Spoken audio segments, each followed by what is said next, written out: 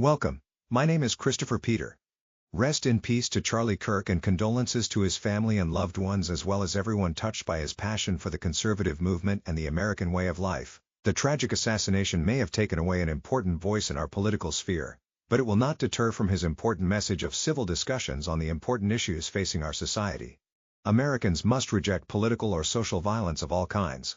We cannot keep on losing people because some fringe deviant is not able to cope with other people holding a different view of the world or life than they do. People need to reject violence.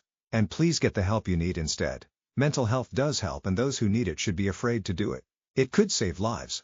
You do not have to agree with every idea, feeling, or view of another person to respect their right to exist and their freedoms. The people that attempt to silence voices they oppose either through violence, cancellation, or intimidation are not completely ignorant of what it means to be an American and lack an understanding of what democracy truly means.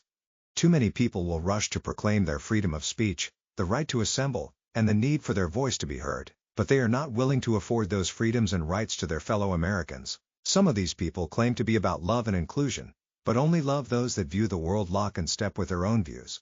We must accept that people are different. What we might view as normal for ourselves and those in our ecosystems may not be normal for others. We all have different cultural backgrounds, education quality, life experiences, or career aspirations than others. So it is completely idiotic to believe that anyone else that we meet should accept our views or that we should completely reject their views. That does not mean you have to accept their norms as yours in order to be considered nice. Does not mean you have a responsibility to project your views on others to be viewed as kind. We need to learn to live and let others live, not infringe on the rights of others and stand up for our rights, and be willing to compromise and negotiate peacefully. We all can be better people, and I know that there are many people who do not want to hear anything that resembles the both sides cop-out. But there are some areas of growth for all of us. Those on the right or the center right can at times lack compassion for those who have lost their way or people who actually can be helped to become a productive member of society. Sometimes the standards become the gatekeeper. Progressives, liberals, and those in the center left can sometimes not see the inequity they cause by trying to make things more equal. Their perspectives can be off as they do not see the bias in putting one group ahead of others. And all too often they project attributes to others that are not based on fact, but they own emotional hysteria and knee-jerk sentiment. Again, if your standard is love and kindness, then you should be able to afford the basic levels of both to others, not just expecting it from everyone you meet or read about on social media. The challenging part about our society right now is the level some are willing to go to silence others and fight for a cause that was generated by consultants of their preferred political group or what is unfairly viewed as the mainstream media, as the media shares a great level of responsibility for the political hatred that exists in our society with slanted coverage and fueling partisan causes.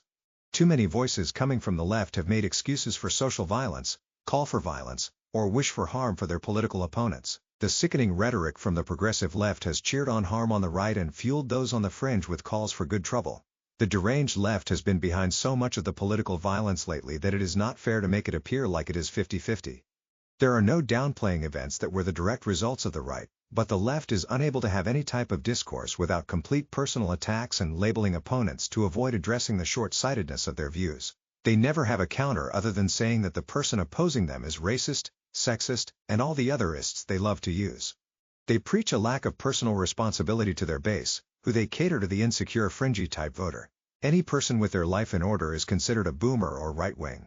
So, you can see how dangerous their rhetoric is to their base that is all too ready to riot, loot, and commit grave crimes because they view society responsible for their actions. They perceive their victims responsible for the crimes they commit against them.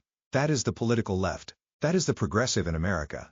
I am not trying to demonize progressive, but just calling out what is all too common of a practice. When you do not articulate a position in an argument but choose to make personal attacks, then you are not helping.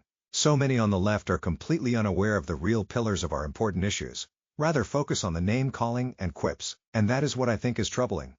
You may not agree with everything the right has to say, but they tend to focus on the policies and the ideas rather than the person.